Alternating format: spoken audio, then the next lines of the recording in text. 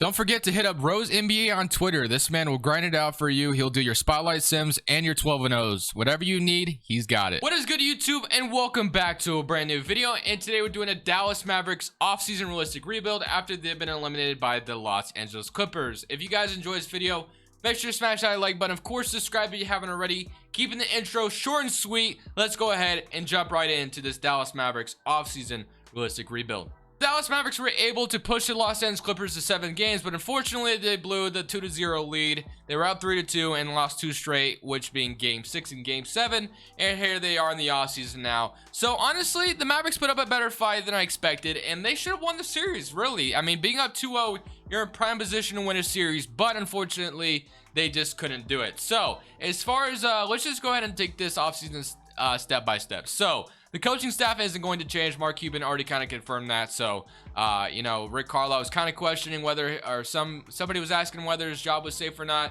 And Rick Carlisle said you'll have to ask Mark Cuban. And Mark Cuban basically said, yeah, his job is safe. So that is good for Mavericks fans if they were concerned about Rick Carlisle, or if they were, or if they wanted him gone, then I guess it's bad. But he's staying regardless, it sounds like. So let's go to the NBA draft now. So obviously the Mavericks, they don't have any draft picks.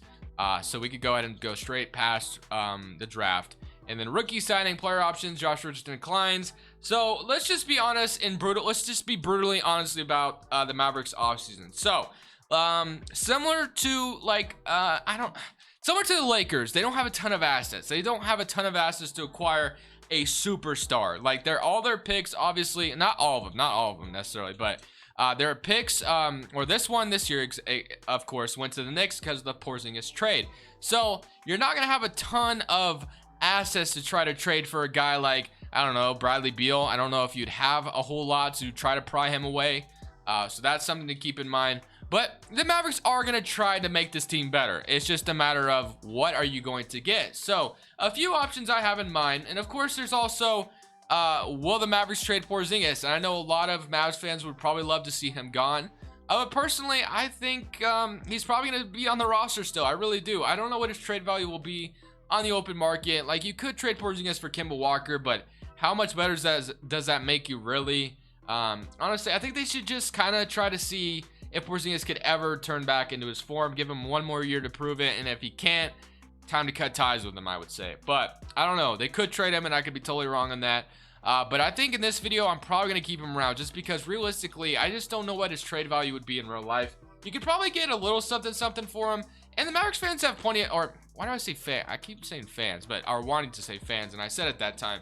But the Mavericks have so much time with Luka Doncic being 22 years old, so you're not in a huge rush. So I think if you give Porzingis a little bit of time, maybe he can return back to what he used to be, but I don't know if that'll ever happen. Injuries, haven't been kind to him. So with that being all said, you got free agency ahead of you. One thing I know for sure is the Mavericks will look to re-sign Tim Hardaway. I think that is definitely something that will happen. I think Tim Hardaway will be back on this team. And of course, you got the free agents. So there's guys like Kawhi, they're not coming to Dallas. Chris Paul, DeRozan, Mike Conley. Those are 3 interesting guys, but those are very short-term options. And yeah, you could go for one of those guys, and that could probably make you a better team.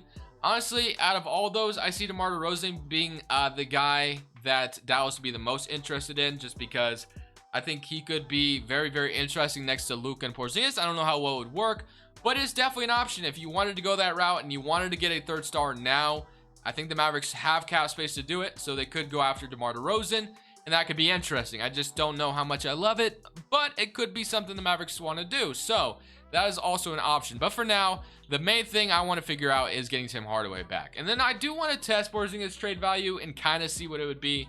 But I'm just being honest, like I said, I just don't see a Porzingis trade happening. But as far as, okay, we could get Paul George and stuff like that. I just don't see Porzingis being traded. There's probably a team desperate enough that would take him. And there's probably some guys the Mavericks could trade for as well. Like, I know this has been a heavy rumor. I see CJ McCollum for a Porzingis trade. I don't see that happening. I really don't, personally. I just can't see a world where the Blazers would want a 7-footer who has injury history, which is what a lot of teams' mindsets would be when it comes to Porzingis. Let's just say this. This is what I would say. As Porzingis played every single game in the playoffs, and no, he didn't look the greatest doing it, but you give him a full offseason of rest, and see what he can do next year. And if he, like I said, if he's not good anymore, then you know he's not the guy. But maybe give him the full off season, see what he can do, and if he doesn't come back better, then it's time to get rid of the guy. But I think for now, I think the Mavericks should just try to be patient with him, just because Luka is 22 years old and you gave up a lot of assets for him. I mean, you gave up 2 first-round picks and whatever else it was, if I can't even remember the top of my head anymore. But free agency, let's go ahead and start with that. So Tim Hardaway, of course, like I said, I don't know how much he's going to be asking for, but if the Mavericks could get him for something like 3 years, 12 million, that would be awesome. That would be absolutely amazing. So we're going to go ahead and give Tim Hardaway 12 million per year. Josh Richardson is also an interesting case. Like, I don't know if the Mavericks fans would love to have him back, but they also wouldn't mind, you know, probably trying to execute a sign and trade with him, I imagine. So free agency, like I said, I didn't really want to go for any of those guys in free agency that were available. So Tim Hardaway, welcome back to the team. And then DeRozan is here. So that's like the one guy, and then Josh Richardson is gone now, which is fine. So DeRozan is that one guy where I was like, you know, I could maybe pull something off, and I'm 6 million away. So I guess I could free up a little bit of money and get DeMar DeRozan, which could be an interesting, you know, it could be interesting to do so, but I just don't know if I love that short-term fix for the Mavericks. What I would love to see them do is maybe, like, I kind of messed it up in this video, but like a sign and trade with Josh Richardson, throw in Dwight Powell's salary, throw in some of these young guys you have, and kind of see what could pop up. And then you also still have money to sign, and you also could be patient until next year, give Luka Doncic's extension, and then you can sign somebody like Evan Fournier. But yeah, not a lot. I don't love a lot of these. There's Oladipo, if you wanted to give him a you know, see what he can do, maybe throw him a 1-year deal, maybe it works out, he turns back into form, and then you have yourselves a backcourt mate with Luka Doncic and Victor Oladipo. But I'm looking for preferably somebody younger around the same timeline as Luka, somebody who can kind of play with him long term and not just for a few years. So if I can't find that, I will just go for somebody who can play with them for a few years. But for now, I kind of want to search the market with some of the things we have, and kind of see if I can cook up some kind of trade that would make sense for us. I don't know if I'll be able to, but I'm going to attempt to and see what I can find out. I don't know, you know, this isn't the sexiest move in the world, but Malik Beasley is somebody that didn't play a ton for the Timberwolves due to some kind of suspension. But he's 24 years old, so he's still really young, and he was looking for a role in the Timberwolves to be a very big scoring option. But we all know Minnesota drafted Anthony Edwards, and Anthony Edwards is not really ideal guy to play small forward. So if you play Anthony Edwards at the 2, Malik Beasley would either have to come off the bench, which I'm not sure if that's what he wanted to do necessarily. In a starting role, I think he could literally average 19 points on good efficiency. So I think you could have a guy like Malik Beasley playing next to Luka. That could be honestly an interesting case. Now, like I said, I don't know if the Minnesota Timberwolves would be interested in trading a guy like Malik Beasley. And this isn't the sexiest move in the world, but I really do think it would give you a really, really nice scoring option next to Luka Doncic, somebody who can catch and shoot and could literally put up 20 a night for you. Very efficient scorer. So let me see if they would accept this trade straight up. They don't agree just yet, which is fine. I figured I'd have to throw in more. So let's say I threw in Tyrell Terry in here as well, and we were able to snag Malik Beasley. Like I said, I really do find that a very interesting idea, because Malik Beasley, like I said, could be a very nice scoring option next to Luka Doncic. So I love it, and hopefully that works out well, and he can average 20, like I said, or not, maybe not necessarily 20, but he could be a really nice catch and shoot guy for Luka Doncic to have in his arsenal. So then you got Tim Hardaway still at the 3 spot as well, Dwayne Finney-Smith there as well, and then the power forward spot is kind of a big gapping hole right now, which is something we do need to fix. And ideally at the power forward spot, we want a defender badly, because we don't have one, like or we don't have a power forward right now, so we need a defender.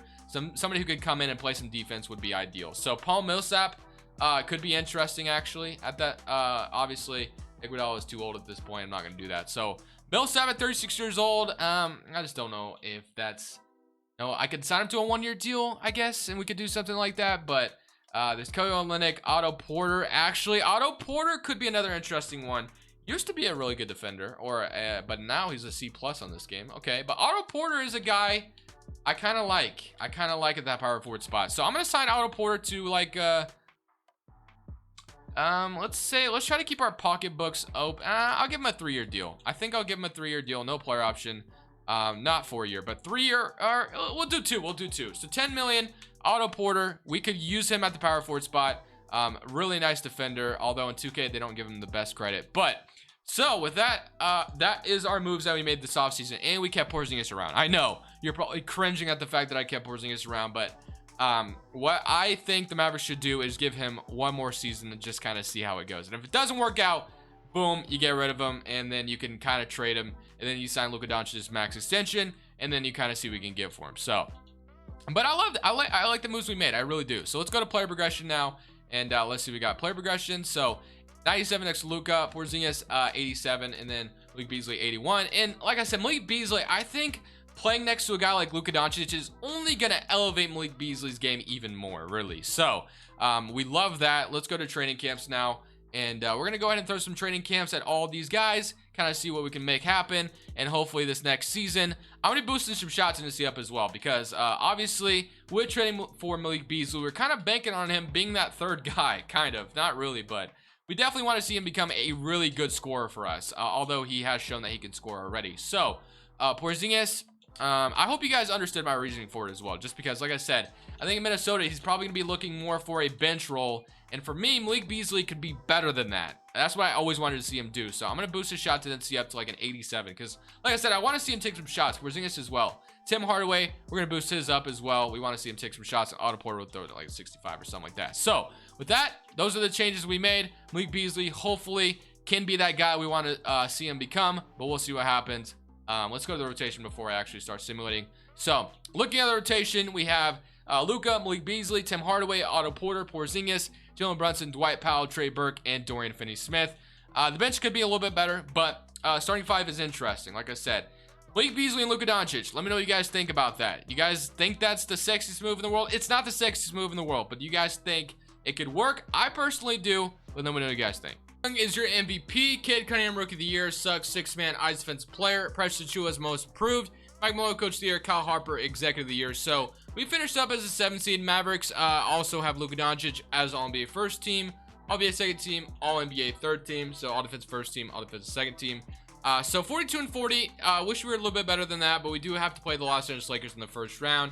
But I think we're a scary 7 seed for sure. Player stats. We had 26 from Luka Doncic, 23 from Porzingis. So very nice out of Kristaps. We had 17 from Malik Beasley. Like I said, he's kind of that third guy there.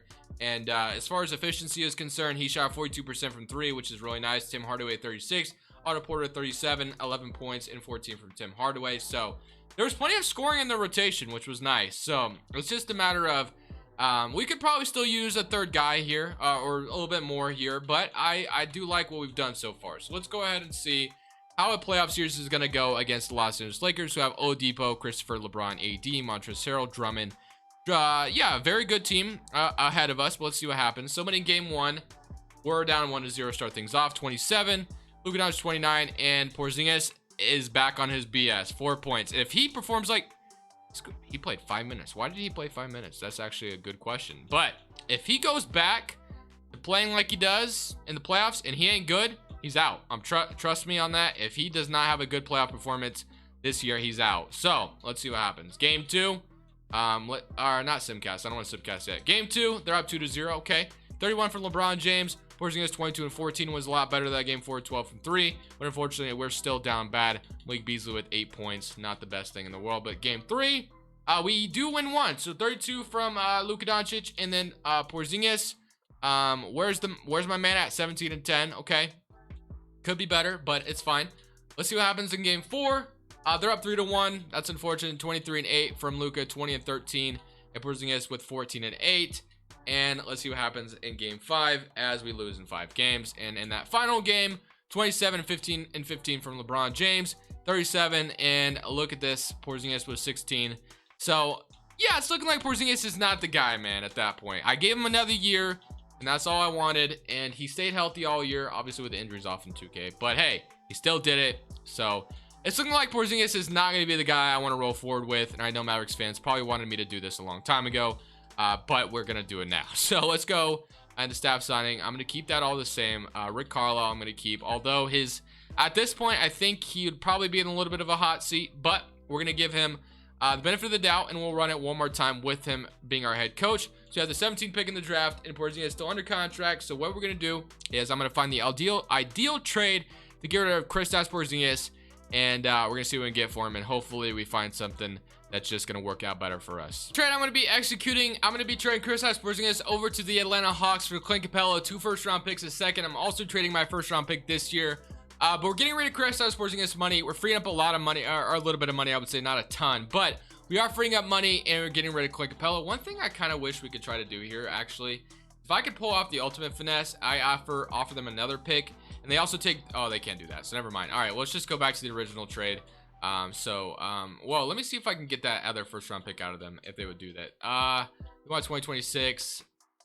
At that point, it's just not really worth it. Let's just go back to what they wanted. So we'll go ahead and do that. Clint Capella, 2 first round picks, get rid of Porzingis, and we free up some money, and we still get a center back in return. So just like that, Atlanta gets themselves a floor spacer and Porzingis, and we get a center, but we just feel it is necessary to move on. So I liked that. I did. I think that was very well needed, and we have a 16 pick in the second round, which probably won't help us a ton, but hey, you never know. CJ Walker, probably not going to sign him. Trey Burke declines. Qualifying offers. Luka Doncic, obviously a free agent, a very important one at that.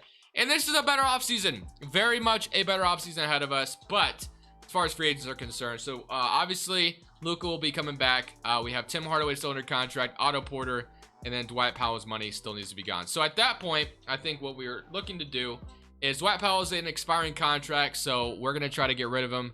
Honestly, if I could, yeah, like a Vernon Carey and a second round pick, if Charlotte wants to get more aggressive, get a guy like Dwight Powell that's going to help out a little bit more than a young player would, sure, why not? Otto Porter, well, what can I do right now? As far as money is concerned, we have Jalen Brunson, who's a free agent. I definitely want him back. Luka's already getting some offers, of course. So obviously I think I can, let me see how much money I have. So finance situation, we salary cap breakdown, we have 23 million. Obviously Luka Doncic, okay, so we have like, yeah, we have $23 million in cap space. So to sign another free agent, I'm probably gonna have to sign like a cheaper one. Probably not gonna be able to get anybody like too crazy. So I think what I want to do is the power forward spot is something I definitely would love to upgrade, but let's see. So KD, I don't think is going to come to Dallas, but hey, you never know. Trae Young, imagine a Trae Young, Luka Doncic backcourt. That would be kind of interesting, obviously, because we know they were traded for each other. Shea, Bradley Beal, obviously, would be very fun. Zach LaVine, Julius Randle. If Dallas wanted to offer Julius Randle a crazy contract, I would be, honestly. Michael Porter Jr., also an interesting one. DeAndre Ayton, Jaren Jackson Jr. So there's some interesting free agents. Like I said, there's definitely a lot more free agent candidates. So I'm already seeing some guys I want to throw some offers at, and we'll see if we can get one of them. So let's start off with Julius Randle. I kind of want to throw Julius Randle an offer, honestly, at that power forward spot. Just kind of see if the New York Knicks would mess it up and not bring it back. So we're going to throw Julius Randle an offer. To be honest, I don't know if I'm going to be able to get him, though. Michael Porter Jr., I'm also going to throw an offer at. Why the hell not? Let's throw him an offer. He's young, and he's kind of on the same timeline as... and we'll also throw Jaren Jackson an offer. Like I said, we're just going to keep throwing some money out. TJ Warren, we're not going to be able to get. Okay, so with all that being done, we would have to renounce Luka to get, obviously, Julius Randle, which, yeah, we're not doing that. So we're going to get... All right, if I renounce Dorian Finney-Smith... okay, that could get me Julius Randle. Okay, that's what I wanted to see. So, we signed Julius Randle, and then, I would love to have Michael Porter Jr. or Jaren Jackson, but Julius Randle will do too. So, we keep Luka Doncic's rights, obviously. So, the Nuggets and the Grizzlies both match my offer anyway, so that's, makes sense. So, Julius Randle, but now we can't. Okay, so now we can't sign Julius Randle. We're going to have to match, and yeah, it's not going to happen. Okay, that makes sense. So, we're obviously going to match Luka Doncic. We can't let him go. All right, what power forwards do we have left to sign after that is all said and done? So power forwards, Eric Paschall, Aaron Gordon honestly did make an interesting impact in Denver. He could probably do the same thing, a similar thing here in Dallas. So, okay, I guess that's an option. So Aaron Gordon, but how far off are we signing Julius Randle? We're 11 million off. So we could maybe do something here. So if it's not Julius Randle, what else is there? There's Miles Bridges, there's TJ Warren, DeMar DeRozan. Okay, so Julius Randle is the guy I kind of want here, to be honest with you. If I could free up the money to get him, that's who I want. Who is under contract still? I think Otto Porter is the guy we sacrifice here. I probably shouldn't have signed to begin with, but I don't think it's worth keeping Otto Porter over signing a guy like Julius Randle if we could get him. So I'm going to go ahead and trade Otto Porter over to Brooklyn for a second round pick. And I'm going to grab Julius Randle if they don't mind. So let me go ahead and snag the guy if I can grab him real quick. And I'm still a little bit off. Okay, well, let's see what kind of offers he has right now. So he has, okay, he didn't even have any good offers. So maybe I come in a little bit low and he'll still take it. Ideally is the ideal thing. And yes, he does. Okay, W. So we get Julius Randle to be that power forward next to Luka Doncic. Awesome. So Luka, Malik Beasley, Tim Hardaway, Julius Randle. We have Vernon Carey Jr. And then what we're going to do is move Vernon Carey to power forward. And then we'll sign, of course, Jalen Brunson back. So we could use a wing player. So we see Torrey Craig, see Reggie Bullock, guys like Gary Harris. Gary Harris could be interesting at a minimum contract. Only 28 years old, because still could bring some. Let's see. What else is there that we have as far? Okay, so it doesn't show me. Chris Dunn. Brent Forbes, also an interesting option. Torrey Craig. Winslow. Winslow, we could also give an option to. Okay. And then what else is there? I assume we're getting Jalen Brunson back, but I don't know that for a fact. Whoops, I didn't mean to do that. Okay, just in case, I guess I can sign like Alex Caruso. What else? Finney Smith, honestly, would probably be a nice defender to have back. So does Jalen Brunson come back? I hope he does, but I don't know if I renounced him on accident. I might have renounced him and didn't notice. That's unfortunate. It really is. But hey, we got Alex Caruso instead, I guess. So wow, this is a very definitely reinvented roster. Julius Randle, Luka Doncic, Malik Beasley, Gary Harris. Okay, well, we rolled forward. We got rid of Porzingis, and we're rolling with Randle and Luka Doncic and Malik Beasley. So hopefully this roster fits a little bit better. Clint Capella obviously also here. So with that all being done, we're going to go into somebody this next season. Porzingis is gone. Brand new roster around Luka. Let's see if that makes a difference. The first seed in the West, and Luka is your MVP, 33-13. Chet Holmgren, Rookie of the Year. Russell Westbrook, 6th Man Defensive Player. Jonathan Isaac, Most Improved, Sharif Cooper. Coach of the Year, Rick Carlisle. And Wesley Campbell, Executive of the Year. So All-NBA first team, you got Luka Doncic. All-NBA second team. All-NBA third team. So not a whole lot going on there. But as far as player stats, as far as any other Mavericks players I meant. So player stats, we had 33 from Luka. We had 23 from Julius Randle. And 20 from Malik Beasley. 17 from Tim Hardaway. So very, very nice. Vernon Carey with 11. Quick Pell with 9, 10, and 2 blocks as well. So Finney Smith with 6. So honestly, very nice. Now we get to play the Oklahoma City Thunder. We have Irving for some reason. Evan Mobley, Russell Westbrook. Wow, this is a very funky roster. Let's go ahead and see if we can beat them though. Simulate current round, and we sweep them. So that is a very good start. Atlanta did make the playoffs with Porzingis, but they got eliminated in the first round. Mike Conley, Mitchell, Royce, Dante, Gobert, Clarkson, Derek Culver. Okay, let's go ahead and simulate current round against Utah. And we beat them in 5 games. And now, of course, you get the Los Angeles Lakers again, who have Chris Paul, Christopher, LeBron, AD, Drummond, Montrezl, Kyle Kuzma. This is going to be a very tough series, obviously. The Lakers always have themselves a good roster. I imagine Chris Paul signed for like $5 million. I feel like I never see that, but wow, okay. I guess the Lakers are the only team that are able to do something like that. Well, let's see what happens. Game 1, we're up 1-0, start things off. Julius Randle with 33 and 8. Tim Hardaway dropped 32. That's huge. 8-11 from 3 is a great game. LeBron James 29 and 17. Game 2, we're up 2-0. 36 and 17 from Luka Doncic this time around, having an MVP season. Game 3, we're up 3-0. Wow, 18. Obviously, these old guys can't hang with these young guys. So, and we sweep them. So, obviously, the Lakers are very old. That could make some sense on why we just swept them. But now we get to play Philadelphia, who have Simmons, Rozier, Matisse, Embiid, Tobias Harris. Game 1, we're up 1-0, 29 and 12, 27, 16, and 13. Wow. Luka's just having himself a day in the playoffs. We're down 2-1. So, 32 and 19. 35 Malik Beasley wasn't good enough. We evened it up though. So 26 and 38 and 11 from Julius Randle. Game 5, we're up 3-2. Game 6, we win a championship. Let's go. So Porzingis got traded. Luka Doncic wins a championship. So yeah, like I said, I don't know if I mentioned this at the beginning. I might have, or I might have not. But I will say, I think there's a number of ways the Mavericks can go about this offseason. They could definitely go all in on trying to trade Porzingis, and then he's gone. But I could see a world where, you know, they're patient with him, give him a whole offseason rest. He'll be back beginning of the regular season and kind of see what he can do. And if he's just not cutting it still, then, you know, he's just not the guy. But Luka Doncic is very young, so the Mavericks have time to build a team around him. But if they want to get impatient and aggressive now. I can see them going for guys like DeMar DeRozan and stuff like that. But I like the route we went in this video. If you guys enjoy this one, make sure to smash the like button and of course subscribe if you haven't already. But for now, this is Crushables. I'm saying peace.